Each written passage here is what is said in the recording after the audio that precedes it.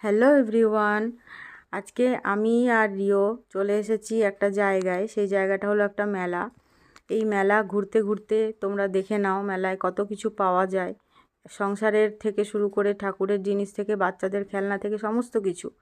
এখন আমরা এসেছি একটা মন্দিরে। এই মন্দিরের এই মেলার সমস্ত গল্প ছোট্ট করে একটু বলার চেষ্টা করব। সেটা হলো এটা হলো মা কমলাকামিনীর মন্দির। মন্দিরকে কেন্দ্র করে চৈত্র মাসে প্রত্যেক বছর এই মেলাটি বসে। জিয়াগঞ্জের নাম ছিল আগে বালুচর, তো জিয়াগঞ্জ এই গঞ্জ নামের সঙ্গেই একটা ভীষণ ব্যবসায়িক সম্পর্ক জড়িত। গঞ্জ মানে হলো হাট। এখানে বড় বড় বাঙালি অবাঙালি ব্যবসায়ীরা 112 বছরেরও আগের থেকে পুরনো ব্যবসার সঙ্গে জড়িত এই জিয়াগঞ্জ। তো এখানে আমি আর রিও চলে এসেছি আজকে মেলা দেখতে। তো তোমাদেরকে যেটা বলছিলাম সেটা হলো যে চৈত্র মাসের পূর্ণিমা তিথিতে এই পুজোটা হয়। এই পুজোকে কেন্দ্র করে এই 10 দিনের জন্য এই মেলাটি বসে।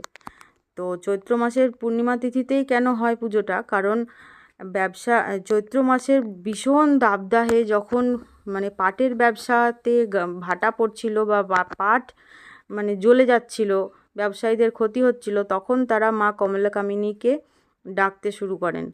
মা দুর্গারই আরেক রূপ হলো মা কমলাকামিনী।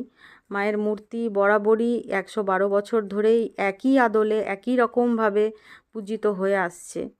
মা আমাদের সকল ভক্তদের মনস্কামনা পূরণ করেন। মাকে পুজো দিয়ে ব্যবসায়ীরা অনেক লাভবান হয়েছে।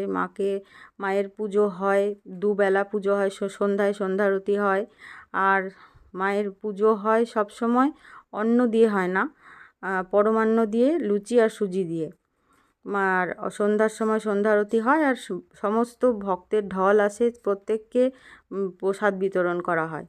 তো মাকে প্রণাম করে মায়ের কাছ থেকে আশীর্বাদ নিয়ে মনস্কামনা জানিয়ে আমি আর রিও বেরিয়ে পড়েছি মেলা দেখতে।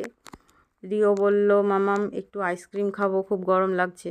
আর সত্যিই খুব গরম, একটু আইসক্রিম না খাওয়ালেই নয় বাচ্চাকে। তো বলল, কি খাবো মামাম? বললো, তোমার যা ইচ্ছে তুমি নিয়ে নাও। তো বললো, একটা কোন দাও। তো একটা কোন নিয়ে নিল ও একটা খাওয়ার জন্য। আইসক্রিম নিয়ে তো ছেলে আমার খুব খুশি, ভীষণ খুশি। মাম্মাম থ্যাংক ইউ, মাম্মাম থ্যাংক ইউ বলতে বলতে তো আমাকে অস্থির করে দিল। আর সেটা তো তোমরা দেখতেই পাচ্ছ। এত খুশি ছেলে আমার, ছেলে খুশি তাই মাও খুশি। তো টাটা।